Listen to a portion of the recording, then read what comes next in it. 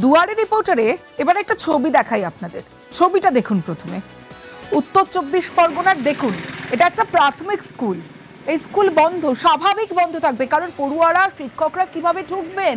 কারণ বৃষ্টির জমা জল, আর এই জমা জল পেরিয়ে তবুও কিছু কিছু পড়ুয়ারা যাচ্ছে এই জল পেরিয়ে, কিন্তু ভোগান্তির একশেষ। লেখাপড়া শিখে জমা জলে উত্তর 24 পরগনার মাটিয়ার প্রাথমিক স্কুলে রীতিমতো দুর্ভোগ। সরাসরি চলে যাব, আমার সঙ্গে জিয়াউল আলম রয়েছে। জিয়াউল, এই অবস্থা থাকলে তো মিড ডে মিলও স্বাভাবিকভাবে বন্ধ থাকবে, ক্ষোভ তো বাড়বে। প্রশাসনকে কি তারা জানিয়েছে? স্কুল কর্তৃপক্ষ কোনো ব্যবস্থা নিচ্ছে? কিভাবে পঠন পাঠন চলবে এই জল পেরিয়ে? আর কতদিন ধরে এই দুর্ভোগ? দেখো, দিন দুর্ভোগ মাটিয়ার বিষ্ণুপুর অবৈতনিক প্রাথমিক বিদ্যালয়, সেখানে দেখা যাচ্ছে প্রায় 200-র বেশি পড়ুয়া রয়েছেন, কিন্তু আসছে মাত্র 4 থেকে 5 জন যারা আসছেন তারাই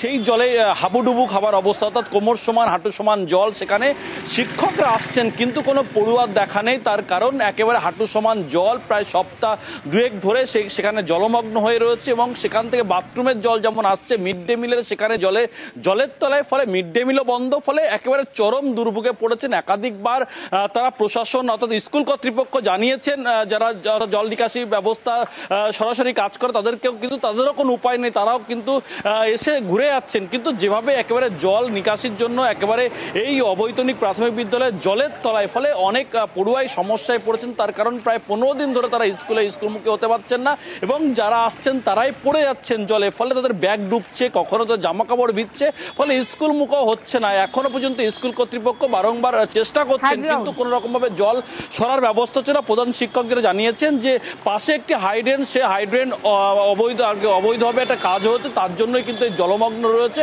তারপরেও তারা দ্রুত চেষ্টা করছেন জল নিকাশি ব্যবস্থা করার জন্য। ইতিমধ্যেই কিন্তু 400-200 পড়ুয়ার অভিভাবকরা তারা কিন্তু আতঙ্কে স্কুল মুখে দিতে পারছেন না পড়ুয়াদেরকে, ফলে একটা আতঙ্কের পরিবেশ তৈরি হচ্ছে। স্কুলে হাঁটু অবধি জল, আমরা স্কুলে ঢুকতে পারি না। আমাদের স্কুলের জলে সব পোকামাকড়, নোংরা জল, আর আমাদের ব্যাগ ট্যাগ ভিজে যায়, আমরা পড়ে যাই। স্কুলে অনেক হাঁটু অবধি জল হয়ে গেছে, স্কুলে কেউ আসছে না। এটা আমাদের একমাত্র প্রাইমারি স্কুল আমাদের গ্রামের।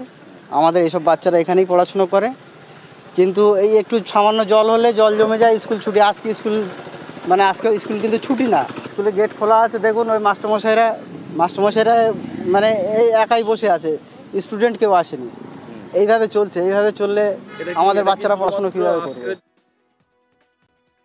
ভারী বৃষ্টি হলে এটা লোল্যান্ড হিসেবে একটু জল জমে, কিন্তু সেটা আবার সাপ্লাই হয়েও যায়। কিন্তু এই রিসেন্ট দেখতে পাচ্ছি, বলতে পারেন এবার একটু যেন কালকের বৃষ্টিটা হলো, অথচ এখনো পর্যন্ত ক্লিয়ার হয়েছে। বিষয়টা সকাল স্কুল না, স্কুলের পার্শ্ববর্তী এলাকা, সব পাশে যে ধান জমি আছে বা এটারে যা আছে, টোটাল এলাকাটাই কিন্তু জলমগ্ন। হ্যাঁ, এই কারণেই আজকের যেহেতু বাচ্চারা এসছে চলে গেছে, রান্না করা সম্ভব হয়নি, তাদের নিয়ে রান্না করবো, তারা যদি না থাকতে পারে। গ্রামে ঢোকার একমাত্র রাস্তা, আর সেই রাস্তা দিয়ে ভারী গাড়ি চলাচল করে, যার ফলে রাস্তার অবস্থা খারাপ হচ্ছে, যাতায়াত করতে সমস্যা হচ্ছে মানুষজনের। এবার বিডিও অফিস ঘেরাও করলেন বাসিন্দারা। ওভারলোডিং এর প্রতিবাদে বিডিও অফিস ঘেরাও। সেই 4-5 জন থাকুক, বাকিরা নিচে ওইখানে গিয়ে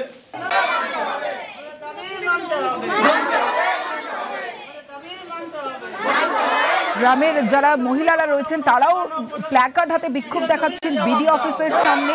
সরাসরি চলে যাব, আমার সঙ্গে সেবক রয়েছে। সেবক, বিক্ষোভকারীদের কি দাবি আর বিডিওর তরফে কি জানানো হলো?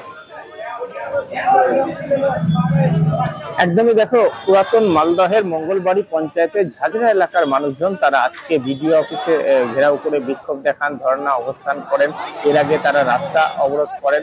মূলত তাদের যেটা অভিযোগ, যে তাদের যে এলাকা সেটা 12 নম্বর রাজ্য সড়কের পাশে, এবং রাজ্য সড়ক লাগোয়া হওয়ায় তাদের একটা যোগাযোগের সুবিধা রয়েছে। আর এই সুযোগে গত কয়েক বছরে প্রচুর বাণিজ্যিক প্রতিষ্ঠানের গুদাম ঘর তৈরি হয়েছে, যেখানে দিনভর ওভারলোডিং লরি চলছে। আর এই ওভারলোডিং লরির চাপে তাদের পরিস্থিতি খারাপ হয়েছে, কারণ রাস্তা বেহাল হয়ে যাচ্ছে।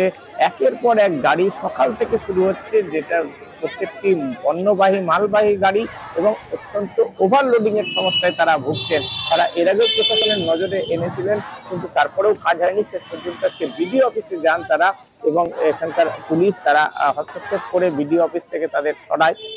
শেষে ভিডিওর সঙ্গে তাদের কথা হয়, ভিডিও পুরো বিষয়টি খতিয়ে দেখবেন বলছেন, কারণ রাজ্য সরকারও কিন্তু বলছে যে গ্রামীণ রাস্তায় যাতে ওভারলোডিং না হয় আর ওভারলোডিং যাতে রাস্তা খারাপ না হয়, এটা কিন্তু সরকারিভাবেও বলা হচ্ছে। এই পরিস্থিতিতে ভিডিও হস্তক্ষেপ করে প্রয়োজনীয় ব্যবস্থা নেবেন এমনটাই ইঙ্গিত দিয়েছেন বা প্রতিশ্রুতি দিয়েছেন। ধন্যবাদ সেবক।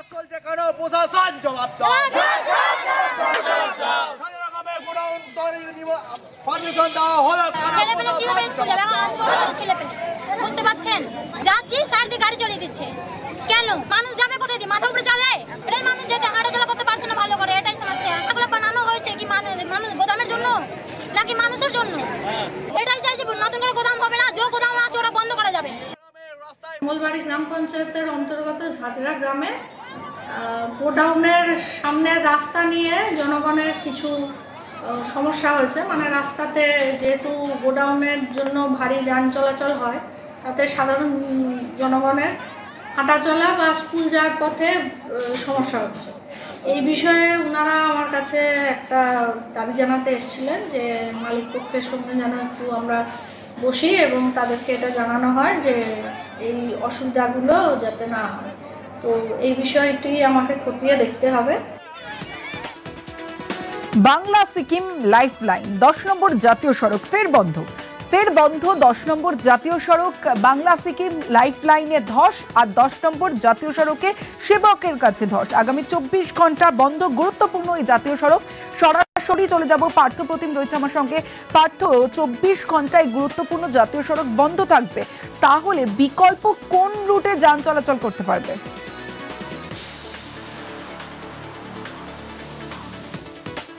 বলছেন যে আবার নতুন করে ধস নামায় কিন্তু বিপত্তি হয়েছে এবং শুধু একাধিক জায়গায় কিন্তু বেশ কয়েক জায়গায় টানা বৃষ্টি এবং ধসের জেরে কিন্তু বিপর্যস্ত হয়েছে। আমরা এর আগেও দেখছি একাধিক এই রাস্তা কিন্তু সংস্কার করেছে এনএসআইডিসিএল, কিন্তু আজ আবার নতুন করে 10 নম্বর জাতীয় সড়কে ধস পড়ায় সেই রাস্তা সংস্কারের প্রয়োজন এবং সেই জন্য আজ সন্ধ্যে 6টা থেকে আগামীকাল সন্ধ্যে 6টা পর্যন্ত কিন্তু এই জাতীয় সড়ক অর্থাৎ বাংলা সিকিম লাইফলাইনে সম্পূর্ণভাবে যান চলাচল বন্ধ করার নির্দেশিকা জারি করে এনএসআইডিসিএল। স্বাভাবিকভাবেই যারা পর্যটক রয়েছে বা নিত্য যাত্রী যারা প্রতিনিয়ত যাতায়াত করে সিকিম বা কালিম্পং থেকে শিলিগুড়ির সঙ্গে, তাদের বিকল্প রুট ব্যবহার করতে হবে। বিকল্প রুটটা কি? শিলিগুড়ির থেকে সেবক থেকে গরুবাথান থেকে লাভা থেকে 21 মাইল আলগাড়া হয়ে কালিম্পং, আবার কালিম্পং থেকে মংসং হয়ে রংপো কিংবা রংপোতে চলে যাবে হলো যারা সিকিম যাবে। সেক্ষেত্রে অনেকটা ঘুরপথ সময়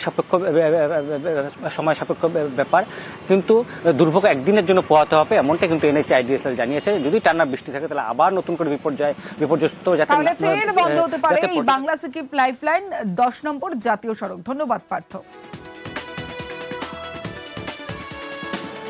ছাতা দিয়ে ব্যান্ডেজ, হ্যাঁ ঠিকই শুনছেন, কলকাতা ফুটবল লিগে অব্যবস্থার অভিযোগ। রেলওয়ের খেলোয়াড় তারক হেমব্রমের পায়ে চোট লাগে আর জোড়া ছাতা দিয়ে ব্যান্ডেজ করে প্রাথমিক চিকিৎসা। আইএফ এর পরিকাঠামো নিয়ে স্বাভাবিকভাবেই প্রশ্ন উঠছে। সরাসরি চলে যাব, ইরন রয়েছে। ইরন, এই অব্যবস্থার যে অভিযোগ উঠছে, এই অব্যবস্থা কেন? আইএফ এর তরফে কি বলা হচ্ছে?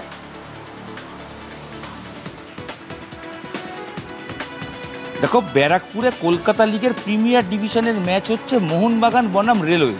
মোহনবাগানের মতো বিশ্বের বা ভারতের সেরা দল তারা খেলছেন এবং তাদের সঙ্গে রেলওয়েজ খেলছেন। সেই ম্যাচে তারক হেমব্রমের পায়ে যখন চোট হচ্ছে, তাকে সেই জায়গাটা আটকানোর জন্য সেই জায়গাটা ব্যান্ডেজ করা হচ্ছে দুটো ছাতা দিয়ে।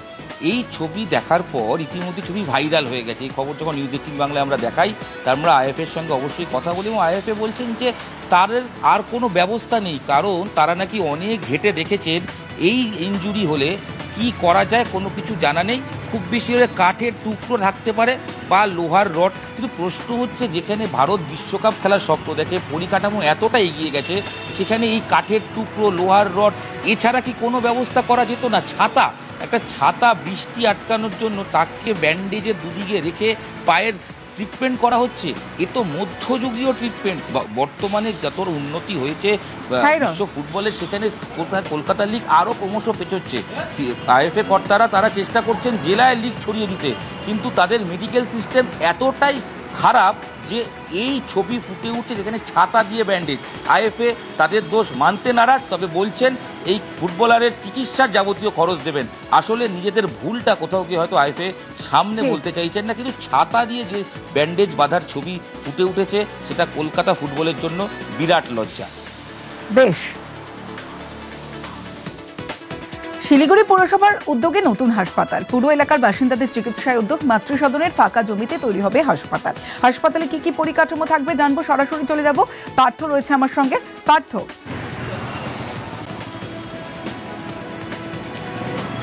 আমরা ওখানে জানিয়ে রাখি যে 30 বেডের এই অত্যাধুনিক হাসপাতাল কিন্তু তৈরি করা হবে। কেন আমরা জানি উত্তরবঙ্গ মেডিকেল কলেজ শিলিগুড়ি জেলা হাসপাতাল তো রয়েছে, পাশাপাশি বেসরকারি একাধিক হাসপাতাল রয়েছে।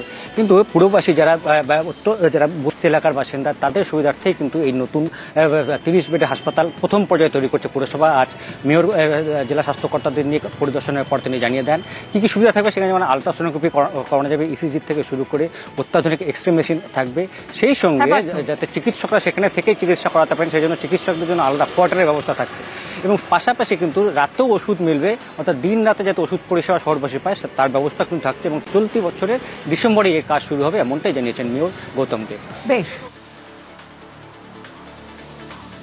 দুয়ারে রিপোর্টে চলে যাব ধূপগুড়িতে সরকারি জমি দখল করে দোকান, হাইকোর্টের নির্দেশে জমি খালি করার উদ্যোগ। হাইকোর্টের নির্দেশে দোকান মালিকদের সঙ্গে কথা পুলিশের, মঙ্গলবারের মধ্যে জায়গা খালি করার নির্দেশ দেওয়া হয়েছে। এই সব দোকান, যে দোকানগুলোর ছবি আপনারা দেখছেন, এগুলো প্রত্যেকটা দোকান তৈরি করা হয়েছে সরকারি জমি দখল করে।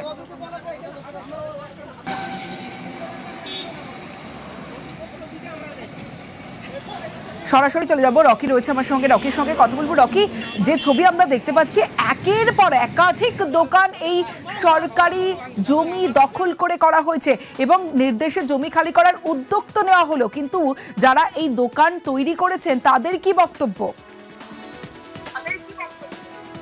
দেখো, তোমাকে প্রথমে বলে রাখতে চাইবো, ধূপগুড়ি থেকে জলপাইগুড়ি গামী এশিয়ান হাইওয়ে 48 এই সংলগ্ন এই রাস্তার দুধারে কিন্তু পিডব্লিউডি জমি রয়েছে এবং সেখানেই বেশ কয়েক বছর ধরে সেখানে কিছু ব্যবসায়ী দোকান করে খাচ্ছিলেন। কিন্তু আচমকাই হাইকোর্টের রায় এসেছে বলে ধূপগুড়ি থানার আইসি এবং অন্যান্য পুলিশ কর্মীরা সেখানে পৌঁছান এবং তাদেরকে কিন্তু বলেন যে সেই দোকান তুলে ফেলতে হবে, 24 ঘন্টার টাইম দেওয়া হয় তাদের। এই ঘটনা প্রসঙ্গে কিন্তু ব্যবসায়ীরা রীতিমতো তর্ক জুড়ে যায় আধিকারিকদের সঙ্গে, কারণ তাদের বক্তব্য যে পেছনে যে জমির মালিক রয়েছে একজন ব্যবসায়ী, তাকে সুযোগ সুবিধা করে দেওয়ার জন্যই কিন্তু এই ব্যবস্থা নেওয়া হচ্ছে এবং তারা জানিয়েছে যদি তাই হয়ে থাকে তাহলে রাস্তার অপর সাইডে যে সকল জায়গা দখল করে ব্যবসায়ীরা রয়েছে ধূপগুড়ি এলাকায়, তাদেরও সেই সরকারি জায়গা থেকে সরানো দরকার। যদি তারা সরায় তাহলেই তারা ব্যবসা সেখানে বন্ধ করে দিয়ে দোকান বন্ধ করে দেবে। এখন দেখার বিষয় প্রশাসন কি ব্যবস্থা নেয় এই সব বিষয়ে, অবশ্যই নজর থাকবে। রকি, ফের রামলালের দাপাদাপি, ঝাড়গ্রামের সাকরাইলে ফের রামলালের দাপাদাপি। সাকরাইলের চুনপাড়া ডাহি চকে ধানের বস্তা লুট করছে রামলাল এবং সেই রামলালকে দেখার জন্য মানুষের ভিড় রয়েছে এবং রামলালকে উত্ত্যক্ত করারও একটা অভিযোগ আসছে। কিন্তু বন দপ্তর কি করছে জানবো, সরাসরি চলে যাব। রাজু রয়েছে আমার সঙ্গে। রাজু, দেখো, তো অবশ্যই প্রথমত বলে রাখি, বন দপ্তরের দেখাই নেই এমনটাই অভিযোগ করছেন গ্রামের মানুষ। কারণ এর আগেও দেখা গেছে এই এলাকায় বিভিন্ন সময় হাতি এসে তাণ্ডব চালিয়েছে, সে সময় হাতি তাড়াবার জন্য মানুষ বারংবার বন দপ্তরকে ডেকেছে, সেক্ষেত্রে বন দপ্তর সেই অর্থে পৌঁছয়নি। এবারও রামলাল যখন এই গ্রামে ঢুকে দাপাদাপি করছে এবং রামলাল বস্তা টেনে নিয়ে চলে যাচ্ছে, সে জায়গায় বন দপ্তরকে দেখা যায়নি, মানুষ বরঞ্চ ভিড় করেছে হাতি দেখার জন্য। আর এই মানুষ দেখাতেই একদিকে যেমন হুড়োহুড়ি লাগছে, ঠিক তেমনই আবার দুর্ঘটনাও ঘটতে পারে এমনই অভিযোগ করছেন স্থানীয় মানুষজন। কারণ যেখানে বন দপ্তরের তৎপরতা দেখা উচিত সেই জায়গায় সেখানে বন দপ্তরের বিরুদ্ধেই ক্ষোভ স্থানীয় মানুষজনের, তা বোঝাই যাচ্ছে। আজ দুয়ারে রিপোর্টারে সবশেষে আপনাদের দেখাবো জলপাইগুড়ির খবর। চিতাবাঘের আতঙ্ক সেখানে, পাতকাটা গ্রাম পঞ্চায়েতের একাধিক গ্রামে চিতাবাঘের আতঙ্ক এবং চিতাবাঘের পায়ের ছাপ স্পষ্ট। সরাসরি চলে যাব, শান্তনু রয়েছে আমার সঙ্গে। শান্তনু, এই চিতাবাঘ ধরতে বন দপ্তরের তরফ থেকে কি ব্যবস্থা নেওয়া হয়েছে, কারণ গ্রামবাসীরা তো আতঙ্কে রয়েছেন? দেখো, এই পায়ের ছাপকে কেন্দ্র করে মূলত কিন্তু আতঙ্ক ছড়িয়েছে, কারণ গ্রামবাসীদের বক্তব্য গত কয়েকদিন ধরে কিন্তু তারা চিতাবাঘ এলাকায় রয়েছে বলে টের পাচ্ছিলেন। বেশ কয়েকটি ছাগলও কিন্তু চিতাবাঘ নিয়ে গেছে। তারপর আজকে যখন বাঘের পায়ের ছাপ দেখা যায়, স্বাভাবিকভাবে একটা আতঙ্ক ছড়ায়। আশপাশে 4টি গ্রাম জুড়ে এই আতঙ্ক রয়েছে। খবর পেয়ে বৈকুণ্ঠপুর বন বিভাগের বনকর্মীরা কিন্তু ঘটনাস্থলে আসেন। তারা গোটা এলাকায় সার্চ অপারেশন চালিয়েছেন, সন্ধ্যা পর্যন্ত অপারেশন চলেছে। পাশাপাশি গ্রামবাসীদের সতর্কও করেন তারা এবং তাদেরকে যেরকম শব্দবাজিও তুলে দেওয়া হয় বন দপ্তরের তরফে এবং গ্রামবাসীদেরকে যেটা স্পষ্ট স্পষ্ট বলে দিয়েছে বন দপ্তর, সেটা হচ্ছে রাতের অন্ধকারে বাইরে না বেরোতে পরামর্শ দিয়েছেন তারা। পাশাপাশি সকালবেলা যখন গ্রামের মানুষ কাজে যাবেন তার আগে কিন্তু যেসব এলাকায় ঝোপঝাড় রয়েছে সেখানে শব্দবাজি ফাটানোর পরামর্শ দিয়ে গেছেন বনকর্মীরা, এবং তারা জানিয়েছেন আগামী কয়েকদিন ধরে এই এলাকায় নজরদারি চালাবেন। সেই কারণে বাঘের যে পায়ের ছাপ পাওয়া গেছে সেটি চিতাবাঘের, সেটি স্পষ্ট।